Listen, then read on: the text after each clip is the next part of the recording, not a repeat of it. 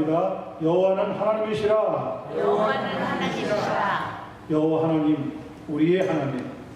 오늘 본문에 보니까 다윗이라고 하는 분은 나의 하나님으로까지 적용하고 있는 것을 보게 됩니다. 우리의 하나님이 나의 하나님, 또 여러분의 하나님이 될 수 있는 축복이 있기를 간절히 축원합니다. 아멘. 지난주에 저는 도도라고 하는 새의 비극에 대해서 듣게 되었습니다. 아프리카 대륙에서도 가장 큰 섬인 마다가스카르 북쪽 해안 모리셔스라고 하는 작고 아름다운 섬에 살고 있던 이 새들은 원래 큰 날개를 가지고 날 수 있는 새들이었지만은 주변 환경이 좋아서 먹을 것이 풍부하고 천적이 없는 그런 평화로운 환경 속에서 굳이 날아야 할 필요성을 느끼지 않았고 결국 날개가 태화되어서 닭이나 오리처럼 날 수 없는 새가 되고 말았다고 합니다. 15세기 말 포르투갈 선원들이 이 섬을 발견했을 때 날개가 달린 새들이 분명히 있었음에도 불구하고 날지 못해서 너무 쉽게 잡혀버리는 그들을 도도라고 부르는 것이 이름으로 발전하게 되었습니다. 도도라고 하는 것은 포르투갈어로 바보라고 하는 뜻입니다. 대항하지 못하고 쉽게 잡혀버리는 새다. 도도새, 즉 바보새라고 불렀다는 겁니다. 그러다가 1681년에 마지막 남아있던 도도새가 죽고 말았습니다. 이제 이 새들이 존재했음을 증명해 주는 것은 모리셔스 섬에 있는 자연박물관에 전시되어 있는 도도새의 뼈다구들 뿐이라고 합니다. 지금 이 시대의 사람들을 보면 마치 나는 법을 잊어버린 도도새와 같은 것 같이 생각됩니다. 하나님을 더 이상 찾지를 않습니다. 믿음에 대해서 그렇게 중요하게 생각하지 않습니다. 그러다 보니 어느새 우리도 기도하는 것을 쉽게 잊어버리고 전도하는 것은 아예 생각하지도 못하고 살아가는 그런 모습을 보이고 있습니다. 스마트폰이 고장나서 혹은 멈추거나 해서 쓰지 못하게 되면 아예 초조해하고 안절부절 못하는 사람들이 바로 도도새와 같은 모습을 닮아가고 있지 않나 저는 개인적으로 그렇게 생각을 해봅니다. 시편 50편 22절에 보면 하나님을 잊어버린 너희여 이제 이를 생각하라. 그렇지 아니하면 내가 너희를 찢으리니 건질 자 없으리라. 성경은 이렇게 우리에게 경고해 주고 있습니다. 우리가 하나님 앞에서 여호와는 나의 하나님이시라 기억하면서 믿음 생활 어떻게 감당할 수 있을까? 주어져 있는 본문 말씀을 살펴볼 때에 위에서부터 하나님께서 큰 은혜를 우리 모두에게 더하여 주시게 되기를 간절히 축원합니다. 24절, 25절 보겠습니다. 이 날은 여호와께서 정하신 것이라. This is the day that the Lord has made. 이 날에 우리가 즐거워하고 기뻐하리로다. Let us rejoice and be glad in it. 이 날은 여호와께서 정하신 것이다. 또 25절입니다. 여호와여 구하옵나니 그러므로 이제 구원하소서. 여호와여 우리가 구하옵나니 이제 형통하게 하소서. 우리가 가지고 있는 본문 바로 앞쪽에 보면 22절에 그런 말씀이 기록되어 있어요. 건축자가 버린 돌이 집 모퉁이의 머릿돌이 되었더라. 성경은 오늘 이 날을 가리켜서 여호와의 정하신 날이다 이렇게 말씀합니다. 오늘 우리가 예배드리는 이 주일은 하나님께서 정하신 날. 하나님 앞에 우리가 예배드리고 우리는 하나님으로부터 하늘의 위로와 평강과 복을 받을 수 있는 날입니다. 여러분 그렇게 믿습니까? 네. 하나님께서 정하신 복을 주시는 이 날, 우리가 세상 어디에 가서 놀라운 위로와 은혜를 받을 수가 있겠습니까? 원래 이 본문 말씀은 다윗이라고 하는 가장 유명했던 유다의 왕이 시편 108편부터 118편까지 하나님 앞에 하나님이 어떠한 분이신지 찬양하고 감사하면서 시를 쓴 것이 오늘 기록되어 있는 본문입니다. 다윗은 이 시를 쓰면서 하나님으로부터 영감을 받았습니다. 그 마음에 감동을 받았습니다. 건축자의 버린 돌이 집 모퉁이의 머릿돌이 되었다. 다윗으로 말하자면 집 모퉁이의 돌이 되는데 원래는 건축자의 버린 돌 같았습니다. 집에서도 부모의 사랑을 그렇게 받지를 못했습니다. 형들의 시기를 받았습니다. 사울 왕의 사위가 되었지만 장인은 다윗을 죽이려고 무려 13년 동안 뒤를 쫓아다녔습니다. 사울 왕의 집에서 보자면 다윗은 건축자의 버린 돌 같았습니다. 그런데 사울이 세상을 떠나고 나서 그 뒤를 이어 다윗이 왕이 되는데 하나님께서 40년 동안 다윗을 통하여서 이스라엘 땅에 전무후무한 평강의 시간을 주셨던 것을 성경은 증언하고 있습니다.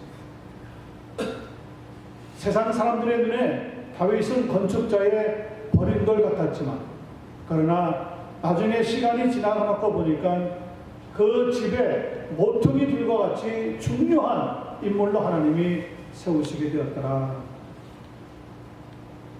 이것은 구약적인 의미이지만 신약적으로 말하자면 십자가에 못 박혀 죽었던 예수 그리스도는 이스라엘 백성들에게 볼 때 건축자의 버린 돌 같았습니다.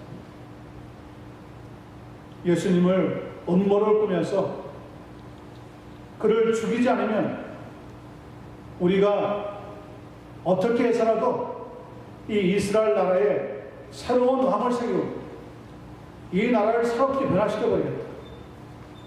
성난 군중들이 빌라도 총독을 마구잡이로 몰아붙일 때 빌라도는 예수님을 십자가에 못 박는데 내어주고 말았습니다. 그런데 하나님께서는 예수 그리스도를 그냥 내버려 두시지 않았습니다. 죽은 자들 가운데서 말씀하신 대로 3일 만에 부활케 하셔서 모든 산자의 죽은 자의 주님이 될 수 있는 놀라운 능력을 더하여 주시고 모든 입으로 예수 그리스도를 주라고 시인하게 하시는 엄청난 구원의 역사를 이루게 된 겁니다. 그러니 다윗이 아니라 다윗은 성령의 감동 가운데 건축자의 버린 돌이 자기 자신이 아니라 이제 오시는 메시아 예수 그리스도가 바로 그분인 것을 깨닫고 오늘 본문의 마지막 말미에서 이 날은 하나님의 정하신 날, 즉 십자가에 못 박아 죽게 되었지만은 그러나 다시 부활하심으로 우리에게 구원을 베풀어 주시게 된 날, 놀라운 자유함을 주시게 된 날, 우리의 영혼이 거듭나게 된 날, 축복의 날이라고 선포하고 있는 겁니다. 창조 이후에 아담의 원죄로 말미암아 모든 인류는 죄인으로 태어나서 죄 가운데 살다가 죄로 인하여서 사망에 이르게 되었습니다. 그런데 건축자의 버린 돌같이 보였던 예수 그리스도가 그 집의 가장 중요한 모퉁이 돌이었던 것을 깨닫는 순간 예수 그리스도를 통하여서 우리에게 하늘나라의 생명이 주어지는 구원의 날이 선포되게 되었다는 것. 이 날은 보통의 날이 아닙니다. 주님의 영광의 날이요 우리에게는 구원의 축복의 날인 것을 깨닫게 되었습니다. 이 본문 말씀 시편 118편을 유독 사랑하면서 이 말씀을 가지고 설교했던 유명한 목사님이 계시는데 이제는 세상을 떠났지만 영국에 있던 찰스 헤든 스펄전 목사님이었습니다. 스펄전 목사님은 이 본문을 가지고 그가 50세가 되던 해에 하나님의 말씀을 증거하면서 그 교회 안에 주빌리 하우스라고 하는 기념관을 세우게 되는데 그 건물의 머릿돌에다가 이 본문 말씀을 새겨 적었다고 합니다. 스폴전 목사님이 그렇게 유명하며 놀라운 설교의 말씀을 증거했는데도 불구하고 왜 이 말씀을 그렇게 사랑하고 좋아했을까요? 이 말씀을 읽어보면 아시겠지만은 다윗은 많은 어려움을 지나갔습니다.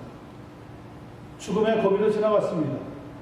적군에게 쫓겨가지고 미친 사람같이 생명을 부지할 때도 있었습니다. 그러나 그런 어려운 가운데서도 주저하지 않고 위에서부터 자기를 붙잡고 계시는 하나님을 발견하면서 하나님이 자기에게 정하신 날, 구원이 이루어지게 되는 날, 왕으로 등극하게 되는 날들이 있다는 것을 미리 알려주시게 된 것을 깨닫게 된 겁니다. 스펄전 목사님도 힘이 빠져서 주저앉고 싶을 때가 많이 있었다고 합니다. 그런데 그렇게 어려우면 어려울수록 이 본문 말씀을 읽으면서 위로부터 하나님이 주신 위로와 평강과 능력을 체험할 수가 있었다고 합니다. 나중에는 자기 묘비에다가도 이 말씀을 새겨놓을 정도로 시편 118편에 있는 말씀을 그렇게 사랑하고 또 사랑했다는 겁니다. 여러분, 호세아서 4장 6절에 보면 내 백성이 지식이 없으므로 망하는도다. 네가 지식을 버렸으니 나도 너를 버려 내 제사장이 되지 못하게 할 것이요 네가 네 하나님의 율법을 잊었으니 나도 네 자녀들을 잊어버리리라 경고하고 있습니다. 사랑하는 성도 여러분, 하나님을 믿고 하나님을 붙잡고 하나님을 존귀히 여길 수 있는 한 분 한 분 되시기를 간절히 소원합니다. 25절에 보니까 다윗은 하나님 앞에 이렇게 간구합니다. 여호와여 구원하니 이제 구원하소서. 사울의 손에서 구원하셨습니다. 대적자들의 손에서 구원하셨습니다. 여러분들도 그 어떤 위험에서도 하나님께서 능력으로 구원하여 주시게 될 줄로 믿습니다. 여호와여 우리가 구원하니 이제 형통하게 하소서. 다윗은 왕이 되어서 형통한 삶을 살아가게 되었습니다. 이스라엘 국가도 형통한 나라로 세움받게 되었습니다. 예수 그리스도를 믿는 하나님의 백성들이 이 땅을 살아갈 때 여러분 형통의 은혜와 축복을 얻게 되기를 간절히 축원합니다. 아무리 어려워도 우리에게는 모든 일이 합력하여 선을 이루게 하여 주시는 부활의 주님 예수 그리스도가 함께 하고 있는 것을 믿습니다. 여러분 그 주님을 붙잡고 나를 구원하소서, 나를 형통케 하소서 기도할 수 있는 한 분 한 분 되시기를 예수님의 이름으로 간절히 축원합니다. 두 번째 보겠습니다. 26절 27절입니다. 여호와의 이름으로 오는 자가 뭐가 있어요? 복이 있으며 우리가 여호와의 집에서 너희를 축복하였도다. 하나님의 집은 오늘로 적용을 시키자면 이 땅에 있는 예수 그리스도의 교회이다. 이 교회에서 하나님께서는 무엇을 하기를 기뻐하신다고요? 우리에게 복을 주시기를 기뻐하신다. 여러분 오늘 여러분에게 주시마 약속하신 준비되어 있는 그 축복이 하나도 남김없이 모조리 몽땅 그리고 다 함께 여러분의 심령 가운데 부어지게 되기를 간절히 소원합니다. 하나님의 은혜를 받아야 우리가 힘을 낼 수가 있어요. 하나님의 능력을 얻어야 우리가 모든 일을 감당할 수가 있는 거예요. 이 시간은 하나님께서 모든 시간을 스탑시키시고 예배 드리는 이들에게 위에서부터 우리에게 복을 더하시고 또 복을 더하여 주시는 시간입니다. 성도 여러분, 하나님의 말씀을 붙잡고 예배에 공을 들일 수 있는 한 분 한 분 되실 때 하나님께서는 형통케 하시는 축복으로 인도하여 주시게 될 것을 분명히 믿습니다. 여호와의 이름으로 오는 자가 복이 있다고 했어요. 예수 그리스도의 이름으로 나오는 자는 복이 있어요. 예수 그리스도는 하나님의 아들이십니다. 하나님의 아들을 믿는 자들에게는 하나님께서 형통한 문을 열어 주시겠다고 약속하고 있습니다. 그리고 27절에 보니까 중요한 말씀을 우리에게 비밀처럼 들려주십니다. 여호와는 하나님이시라. 그가 우리에게 빛을 주시셨으니 밧줄로 절기 제물을 제단 뿔에 멜지어다. 구약에서는 희생 제물의 피를 제단 뿔에 뿌리고 발랐습니다. 그렇게 할 때 그 제물이 하나님 앞에 흠량됩니다.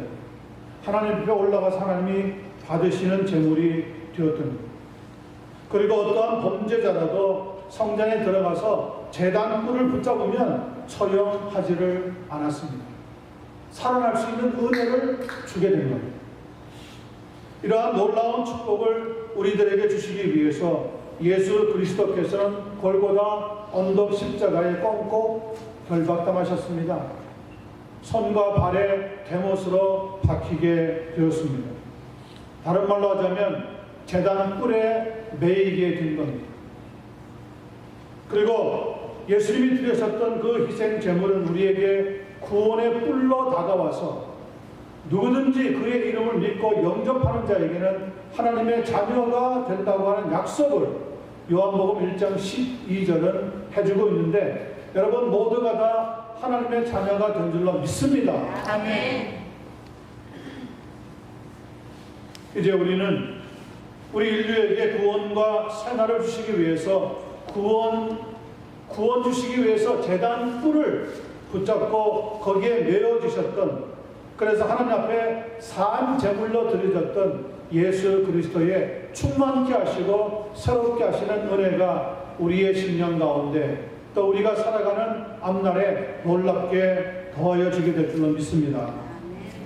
구약의 제물은 죽어서 묶어드렸고, 우리는 예수 그리스도께서 십자가에 묶여 죽으셨기 때문에 그 주님이 당하신 고통이 우리의 고통이 되었고, 예수님의 죽음이 우리의 죽음이 되었고, 그러나 나아가서 예수님이 죽은 자 가운데 살아날 때 우리도 그리스도와 함께 부활하게 된 생명인 것을 확실히 믿고 깨닫게 되기를 간절히 소원합니다.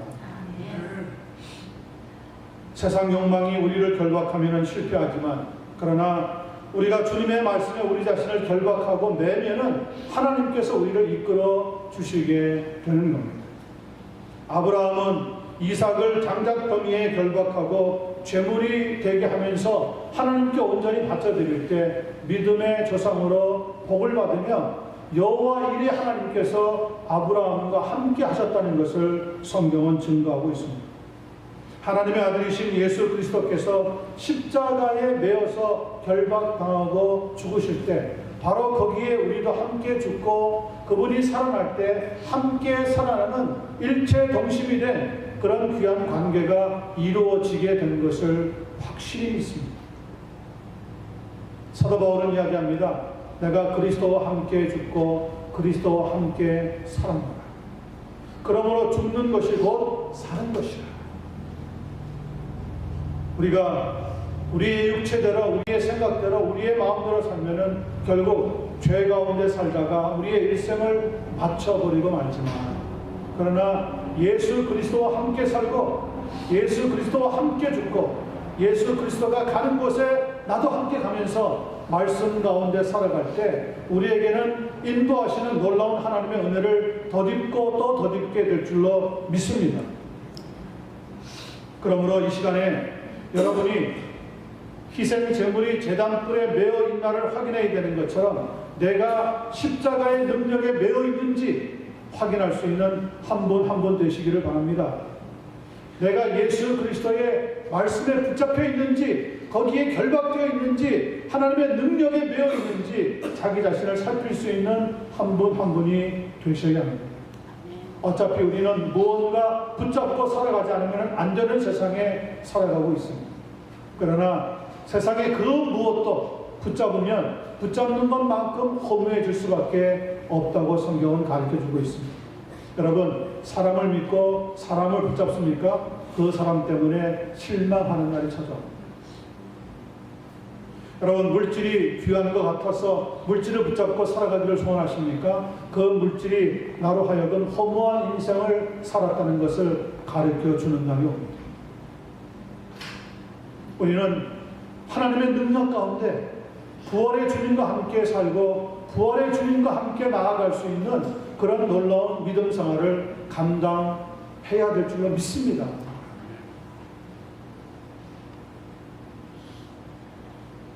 제가 지금 드리는 질문이 누구인지 제가 글을 읽는 동안에 한번 생각하시고 대답해 보시게 되기를 바랍니다.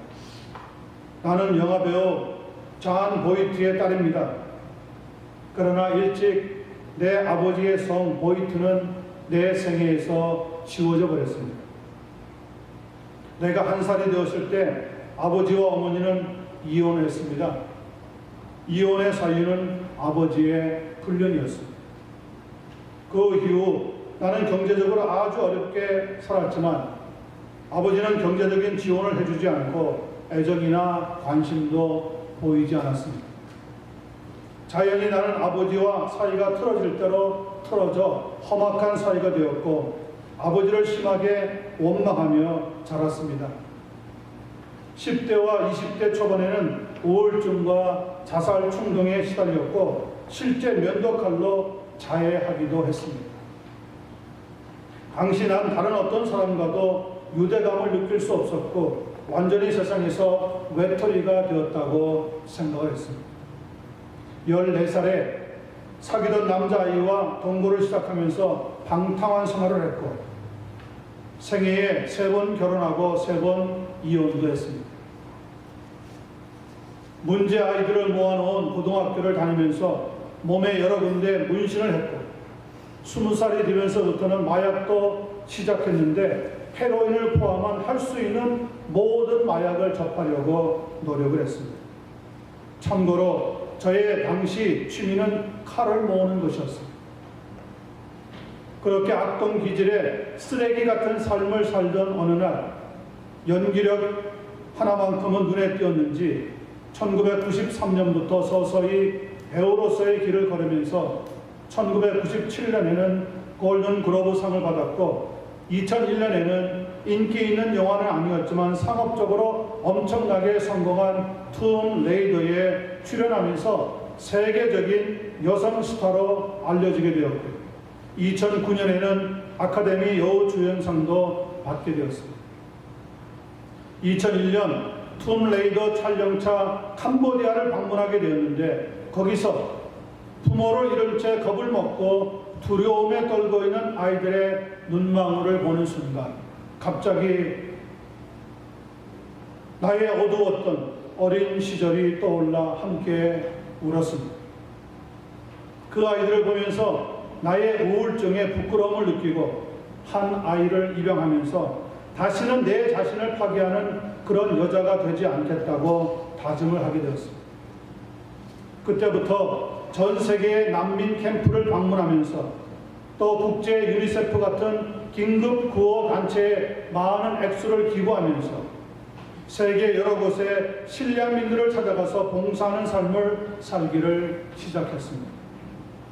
지금은 본업인 영화배우 이외에도 UN 남미 친선 대사로 세계 여러 곳의 아이들을 입양해서 자녀로 기르고 있고 이를 바탕으로 할리우드의 말썽 꾸러기에서 인도주의적이고 헌신적인 엄마 같은 이미지로 바뀌게 되었습니다. 나는 누구일까요? 무슨 수수께끼 같은 질문이죠? 그 여인은 금년에 43세가 된 안젤리나 졸리라고 하는 여인입니다. 안젤리나 졸리가 어떻게 마약 중독과 같은 만신창이의 삶에서 벗어나서 안정적인 삶을 추구하는 사람이 오늘날 되었을까요? 안젤리나 졸리는 이렇게 이야기합니다. 그것은 자기보다 더 어려운 형편에 있는 사람들을 돌보는 일에 자기 자신을 묻고 그들을 위해서 살아야 되겠다고 결심하는 그 순간 그때부터 과거 자신의 상처들이 점점 아물면서 앞으로 행복하게 살아가야 되는 삶의 이유를 찾게 되었기 때문이라고 합니다. 생각해 보세요. 온몸의 문신에 쓰레기 같은 삶을 마약 중독으로 14살부터 동거 생활을 하면서 세상에서 볼 때는 정말 무엇라고 말할 수 없는 만신창이의 삶. 우리 한국 사회나 한인 사회 같으면 손가락질 받고 또 손가락질 받아서 재기할 수 없는 그런 삶을 살던 여인이 어떻게 이렇게 변화되었냐는 겁니다. 기적이라고요? 기적이라고 말할 수도 있습니다. 그러나 자기보다 더 어려운 사람을 볼 때 자기의 부끄러운 삶, 자기의 어두웠던 삶을 회고해 보면서 내가 이렇게 살아서 되겠는가 하는 자각을 하는 순간 그 어두운 세상에서 그 부끄러운 삶에서부터 벗어나서 의미 있는 삶을 살기 위해서 애쓰는 그런 생활이 되게 되었다는 거예요. 그런 삶에다가 자기 자신을 묶어버린 겁니다. 메어버린 겁니다.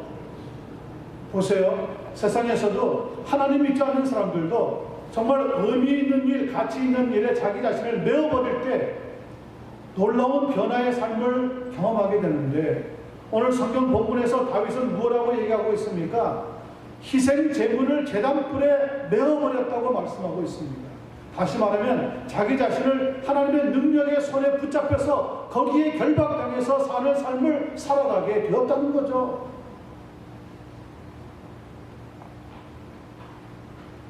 (27절에) 보세요. 여호와는 하나님이시라 그가 우리에게 빛을 비추셨으니 밧줄로 절기 제물을 제단 뿔에 맬지어다. 여러분 자신을 제단 제물로, 희생 제물로 생각하시고 하나님의 능력의 손길에 맡기고 하나님의 말씀에 내 자신을 메고 묶고 결박당하고 하나님과 함께 동행할 때 우리 주님 예수님이 우리에게 인도하시고 함께 하시고 복을 더하여 주시는 삶이 펼쳐지게 될 줄로 믿습니다. 아멘. 세상에도 감동스러운 일들이 많이 일어납니다. 우리가 그런데 전능하신 하나님의 손길에 붙잡히고 거기에 매이게 된다면 하나님은 더 놀라운 변화를 우리의 삶에 적극적으로 일으켜 주시게 될 줄로 믿습니다. 아직까지 한 번도 하나님의 능력의 손길에 내 자신을 맡겨본 적이 없다면 이 시간 이후 여러분 하나님의 능력의 손길에 제단불에 매이는 제단 제물처럼 여러분 자신을 매고 묶고 결박당하고 살아갈 수 있는 말씀의 종들 될 수 있게 되기를 예수님의 이름으로 간절히 축원합니다. 마지막 28절 29절 보겠습니다. 주는 나의 하나님이시라. 27절에서는 여호와는 하나님이시라 우리의 하나님. 거기에서 한 발짝 더 나아가서 나의 하나님. 이제는 개인적으로 자기 자신에게 적용시키고 있다는 것을 깨닫게 됩니다. 내가 주께 감사리이다. 주는 나의 하나님이시라. 내가 주를 높이리이다. 여호와께 감사하라. 그는 선하시며 그의 인자하심이 영원함이로다. 저희 교회는 오늘로서 19주년을 맞게 되었습니다. 이 날은 하나님의 정하신 날이다. 우리가 즐거워하고 기뻐하자 그랬어요. 우리 교회로 보자면 오늘은 기쁘고 즐거운 날이 되어야 합니다. 왜냐? 인간적으로 말하더라도 19살이 되었다 그러면 이제 티네이저의 마지막 날입니다. 이제 20살이 되면은 성년으로 들어가는 날. 교회도 오늘 성년으로 들어가는 그런 축하의 모임을 함께 가지면서 여러분 우리가 섬기고 있는 이 교회가 하나님으로부터 복을 받고 형통한 교회가 될 수 있게 해달라고 간절히 함께 기도해 주시게 되기를 바랍니다. 돌아보면 지난날 여러 많은 일들이 일어났습니다. 기뻤던 일들도 있습니다. 처음으로 예수를 믿고 세례받는 성도들이 상당히 많았습니다. 얼마나 감사한지 모릅니다. 세례받는 성도들이 나와서 어떻게 예수를 믿게 됐는지 간증할 때 온 성도들이 함께 기뻐하면서 그를 위해서 기도하는 시간들이 있었습니다. 그러나 때로는 슬픈 일도 있었습니다. 사랑하는 성도들이 함께 예배를 드리다가 세상을 떠나고 우리 곁을 떠나게 될 때였습니다. 참 많은 분들의 장례를 집전하면서 저는 그들의 영혼이 그러나 하나님의 나라에 분명히 들어갔다는 것을 확신하게 되었습니다. 앞으로도 제 손으로 얼마나 많은 분들의 장례를 집전하게 될지 모르지만 제 자신이 장례를 맞는 그날까지 하나님 앞에 소망을 가지고 교회 생활, 믿음 생활 감당하려고 작정을 하고 있습니다. 성도 여러분, 무엇보다 단기 선교팀들을 파송할 때 참 기뻤습니다. 금년에 유럽 그 미 전도 종족을 방문하고 거기에 복음이 들어갈 수 있는 그런 기회를 보고 돌아왔을 때 또 얼마나 기뻤는지 모르겠습니다. 교회와 우리 성도님들이 저만큼 기쁜지. 그러나 여러분들도 분명히 영혼의 귀중함을 알고 함께 기도하고 함께 수고하고 함께 엎드려 하나님께 간구하고 있는 줄로 믿습니다. 그런 우리 성도님들 한 분 한 분을 하나님께 감사합니다. 다윗도 오늘 자신의 삶을 돌아보면서 하나님께 감사하고 있습니다. 마지막 28절, 29절에서 감사한다고 하는 말씀을 거듭 밝히고 있습니다. 그렇지 않겠어요? 들에서 양을 치던 목동이었던 소년 다윗을 누가 끌어올려서 이스라엘의 왕이 될 수 있도록 역사하셨습니까? 하나님께서 하신 거죠. 사람들이 볼 때 나사렛에서 무슨 선한 것이 나겠느냐 하던 예수 그리스도를 하나님께서 능력 가운데 역사하시면서 우리 인류를 위한 십자가의 구원을 이루게 하셨다는 것도 믿어지지 않는 사실입니다. 그러나 오늘 누구든지 주의 이름을 부르는 자는 구원을 얻는 것을 분명히 믿습니다.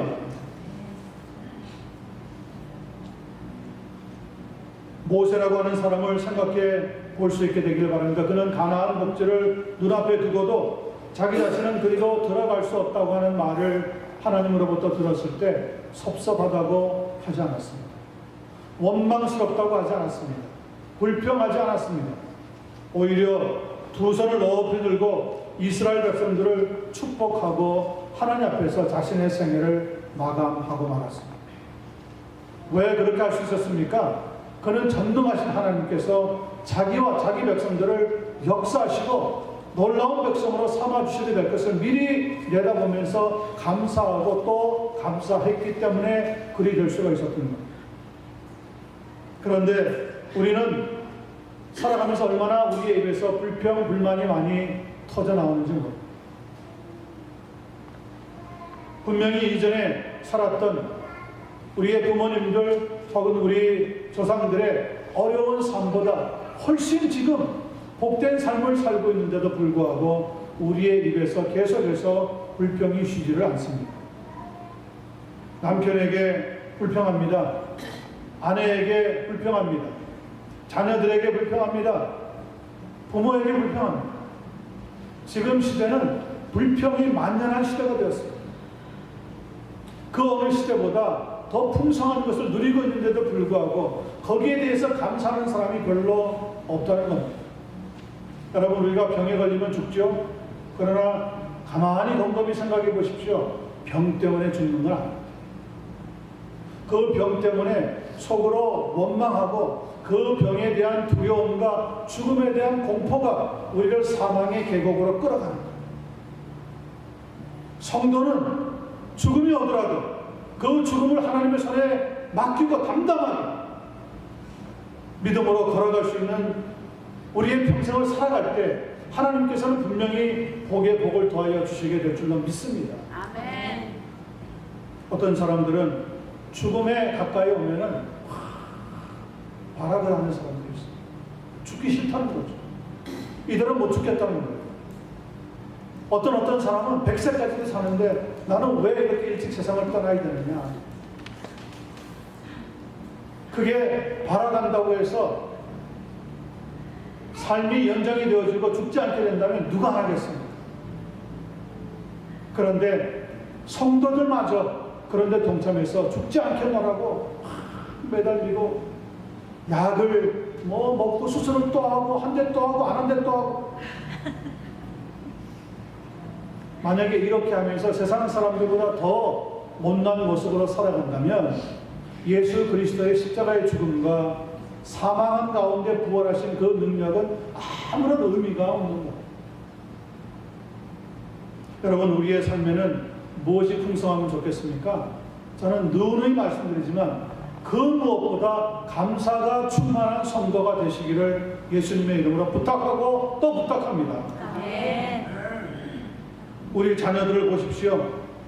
그래도 세상의 자녀들 때문에 죽을 고통을 당하는 사람들이 얼마나 많이 있는지 아십니까? 조금 공부 못하는 것 때문에, 조금 좋은 직장에 못 들어가는 것 때문에, 조금 보수를 적게 맞는 일터에 다니는 것 때문에 부모들이 막 실망하고 그것 때문에 속상해 한다면 그건 정말 부질없는 짓입니다. 왜 집으로 들어갈 때는 그냥 얼굴에 막 원망스러운 모습으로 머리를 흔들면서 못 들어갈 때로 들어가는 것 같이 들어가는 사람들이 있는지 모르겠어요. 집에서 나올 때는 막 해방된 모습으로 나오다가 집에만 들어가는 시간이 다가오면 이리저리 핑계를 대고 빼고 어떻게 하든지 안 들어가려고 하는 사람들이 우리 주변에 많이 있습니다. 우리의 마음속에 감사가 넘치지 않냐면 우리의 삶은 원망스러울 수밖에 없습니다. 이 이야기는 미시시피주 미국의 남부에 있는 해리스버그에서 평생 손빨래를 하면서 생계를 유지하며 살았던 흑인 할머니 맥카티라고 하는 분에 관한 이야기입니다. 맥카티라고 하는 할머니는 12살 때 양육해주던 이모가 병들고 6학년 때에 학교를 중퇴하면서 그만 소녀 가장이 되고 말았습니다. 일하는 것은 손으로 빨래를 하고 또 빨아 가려서 납품하는 일이었지만 그러나 이 맥카티 할머니는 평생 자기의 신세를 한탄하거나 불평하지 않았다고 합니다. 종달새처럼 입에서는 즐겁게 찬송을 부르고 빨래를 하면서 다리미질을 하는 삶을 계속해 나갔다고 합니다. 12살부터 86세까지 74년 동안이나 남의 빨래를 하면서도 얼굴에 인상 한번 찌푸리지 않고 살았답니다. 이 맥카티 할머니에게 두 가지 기쁨이 있었는데 하나는 교회에 나가는 날이었다. 교회에 나가서 하나님 앞에 감사한금 드린 날을 그렇게 손꼽아 기다리면서 신앙생활을 했답니다. 그리고 또 하나는 은행에 들러서 자기가 모은 돈을 저금을 하는 시간이었다고 합니다. 70년 동안 한 번도 예금을 찾지 않고 저금하고 또 저금을 했습니다. 그리고 86살이 되었을 때 예금 잔액 전부를 찾아서 10분의 1은 교회에다가 바치고 10분의 9였던 50만 불을 미시시피 대학교에 장학금으로 주어서 가난한 흑인 학생들을 공부할 수 있도록 도와달라고 예금을 했답니다. 이 소식을 들었던 미국 정부에서는 대통령 장한 시민상을 주었고요. 처음으로 맥카티 할머니는 자기 평생 미시시피 주 밖을 여행하면서 백악관에 가서 대통령도 만나고 유엔의 초청을 받아서 뉴욕도 구경했다고 합니다. 이 맥카티 할머니의 별명은 감사 할머니였습니다. 평생을 감사하면서 그렇게 굵고 험한 일을 하는데도 눈살 하나 찌푸리지 않냐고 자기 일보다 더 귀하게 삶을 살았다. 그리고 그렇게 모았던 돈을 아낌없이 어려운 흑인 학생들이 공부할 수 있도록 장학금으로 전부 기부를 했다는 거죠. 여러분, 누가 부자일까요? 누가 마음에 복을 받은 사람일까요? 감사할 줄 아는 사람. 우리의 신앙에 모든 게 다 갖추어져도 감사가 빠지면 그 삶은 아무것도 아닙니다. 하나님이 기뻐하시지 않습니다. 저는 저희 교회에서 감사 집사님이 나오게 되기를 축원합니다. 아멘. 감사 권사님들이 넘쳐나게 되기를 간절히 소원합니다. 아멘. 감사 장로님이 될 수 있게 되기를 간절히 축원합니다. 우리 모두가 다 감사하는 성도가 되기를 예수님의 이름으로 간절히 축원합니다. 아멘. 하박국서 3장 17절 18절 보면은 하박국 선지자는 이렇게 고백하고 있습니다. 비록 무화과 나무가 무성치 못하며 포도나무에 열매가 없으며 감람나무에 소출이 없으며 밭에 식물이 없으며 우리의 양이 없으며 외양간에 소가 없을지라도 나는 여호와를 인하여 즐거워하며 나의 구원의 하나님을 인하여 감사하리로다. 여러분, 이 고백이 우리의 고백이 되기를 간절히 소원합니다. 아멘. 감사로 제사를 드리는 자가 나를 영화롭게 하나니 그의 행위를 옳게 하는 자에게 내가 하나님의 구원을 보이리라 성경은 약속하고 있습니다. 누가 하나님께 영광을 돌려요?